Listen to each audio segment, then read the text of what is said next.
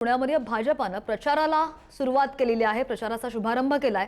भाजप उमेदवारांकडून सावित्रीबाई फुले यांना जयंतीनिमित्त अभिवादन करण्यात आलंय आणि कार्यक्रम सुरू झाल्याची माहिती आहे। या मंचावर केंद्रीय राज्यमंत्री मुरलीधर मोहोळ, प्रदेश अध्यक्ष रवींद्र चव्हाण आणि सगळे उमेदवार सभेला उपस्थित आहेत।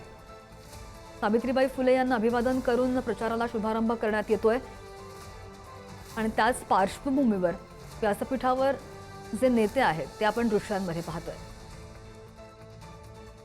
पुण्यामधली ही दृश्य आहेत। पुण्यामध्ये भाजपानं प्रचाराला शुभारंभ केलेला आहे। भाजपचे उमेदवारांकडून सावित्रीबाई फुले यांना जयंतीनिमित्त अभिवादन करण्यात आलं आणि त्यानंतर हा कार्यक्रम सुरू झालाय। या मंचावर केंद्रीय राज्यमंत्री मुरलीधर मोहोळ दिसतात, प्रदेश अध्यक्ष रवींद्र चव्हाण आहेत आणि सगळे उमेदवार सुद्धा या सभेला उपस्थित आहेत।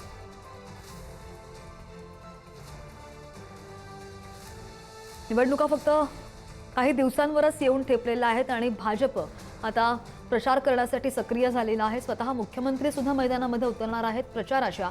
मात्र आजपासून पुण्यामध्ये भाजपकडून प्रचाराचा शुभारंभ करण्यात आलेला आहे। बातमी पाहतोय पुण्यामधून। या प्रचारामध्ये आता काय काय संबोधित केलं जातं त्याकडे सुद्धा लक्ष असेल।